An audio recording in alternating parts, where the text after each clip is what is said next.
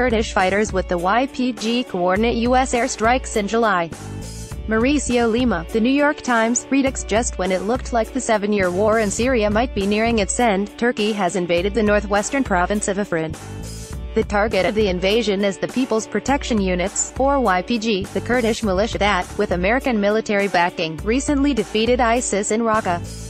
President Trump is scheduled to speak to Turkish President Recep Tayyip Erdogan on Wednesday, but it already seems clear the United States isn't going to stick up for its ally. Beginning Saturday night, the Turkish military carried out hundreds of airstrikes on a string of Kurdish towns, killing dozens of civilians. On Sunday, even as senior U.S. officials were touring liberated Raqqa, columns of Turkish tanks and armored fighting vehicles were rolling across the border not far to the north. On Tuesday and Wednesday, photos posted to social media showed masses of Kurdish civilians fleeing their homes in the cold and muddy weather. Turkey says the offensive is to clear Afrin of terrorists, by which they mean the YPG, which for the last 3 years has been the United States' primary ally in the ground war against ISIS. Although the YPG-led coalition is still battling remnants of ISIS in the Euphrates River Valley, the loss of Raqqa effectively ended their self-declared caliphate. It was a major geopolitical victory for the U.S. But the Kurds, a fiercely independent people who make up a sizable minority in Syria, Turkey, Iraq and Iran, have a long history of helping the U.S. achieve its military objectives in the Middle East, only to be abandoned once they've served their purpose.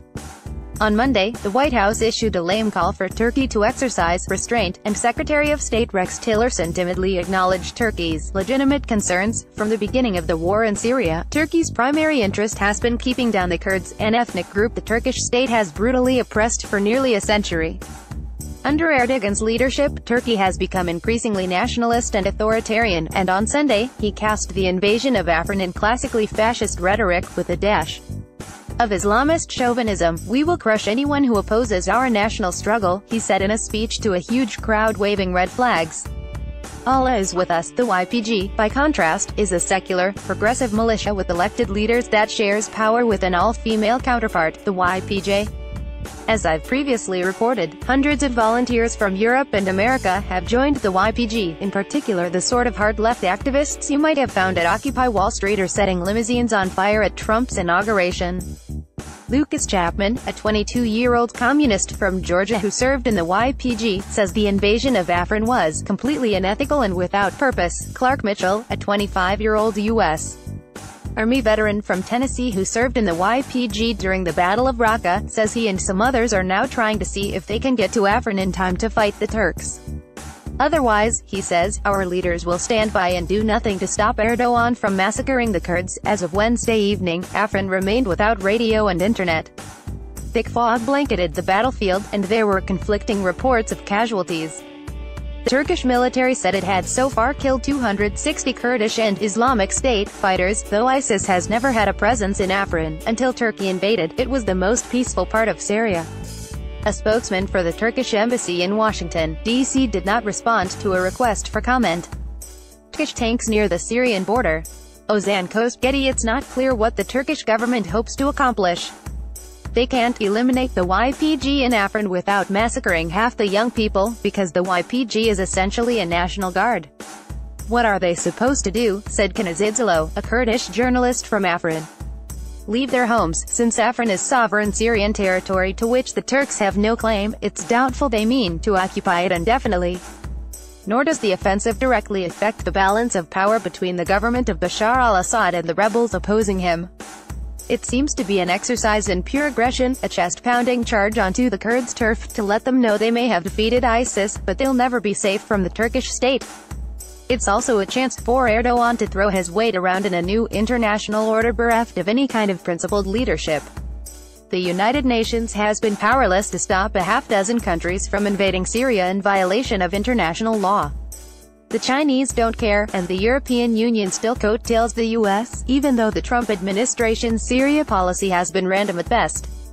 The Russian intervention in Syria has been rational and effective, but utterly amoral in defense of the mass-murdering Assad.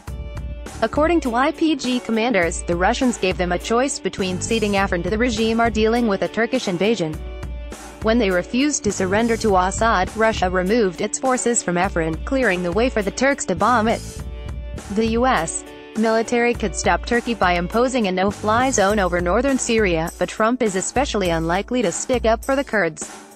Using them to defeat ISIS was an Obama administration strategy that he only reluctantly continued after it turned out he didn't have a secret plan of his own, as he had claimed during the campaign. His first pick for National Security Advisor, Michael Flynn, had to resign after it was revealed, among other things, that he'd secretly received $500,000 to lobby for Turkish interests. Trump has his own financial connections with Turkey, including at Trump Towers in Istanbul, and Erdogan, a financially corrupt, conspiracy-mongering bully whose government jails more journalists than any other country, is reportedly one of the world leaders Trump most admires.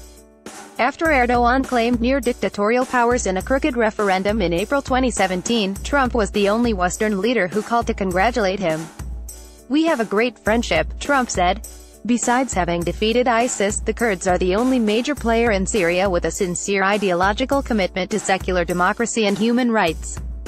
The entire civilized world ought to be taking their side against Turkey, but with freaks of human nature like Assad, Putin, Trump and Erdogan calling the shots, it looks like they'll once again be on their own.